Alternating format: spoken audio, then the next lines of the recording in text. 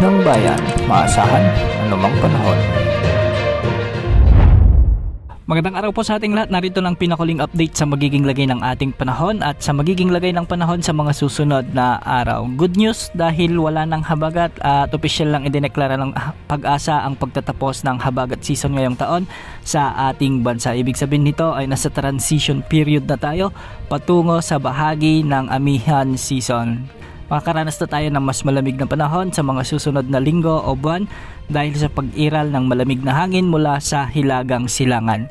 Ngayong araw, asahan ang pag-iral ng Intertropical Convergence Zone at nakakaapekto ngayon ito sa buong Visayas, buong Mindanao at Palawan. Kaya ang mga lugar dito ay makakaranas ng maulap na papawirin na may mga kalat-kalat na pagulan at thunderstorms at posible pa rin ang banta ng mga biglang pagbaha o pagguho ng lupa, lalo na kung may mga katamtaman hanggang sa kung minsan ay malalakas na pag-ulan. Samantala, umiiral naman ang northeasterly wind flow sa bahagi ng Bicol Region at Quezon Province. Ito yung paunang bugso ng amihan at magiging maulap ang mga kalangitan na may mga kasamang pag-ulan sa mga lugar dito at posible rin ang banta ng mga biglang pagbaha o pagguho ng lupa, lalo na kung may mga katamtaman hanggang sa kung minsan ay malalakas na pag-ulan. Samantala, northeasterly wind flow rin ang nakakaapekto sa Cagayan Valley, Ilocos Norte, Apayao at Aurora, kaya magiging bahagyang maulap hanggang sa maulap din ang mga kalangitan na may mga isolated like rains o kalat-kalat na mahihinang pag-ulan. Samantala sa Metro Manila at nalalabing bahagi ng Luzon, asahan din ang bahagyang maulap hanggang sa maulap na kalangitan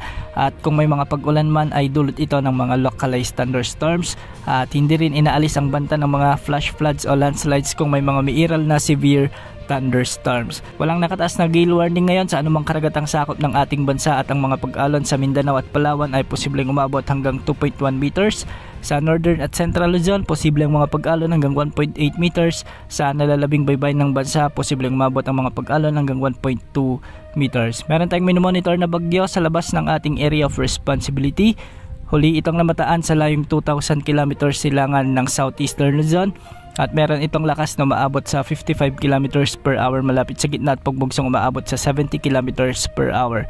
Kumikilos ito ng pahilagang kanluran sa bilis na 35 km per hour at base sa mga pagtataya ay mababa rin ang tsansa nitong pumasok sa ating area of responsibility at wala rin itong magiging epekto sa anumang bahagi ng ating bansa sa mga susunod na araw. Yan muna ang latest sa lagay ng panahon. Ito po ang weather update ng bayan, maaasahan anumang panahon.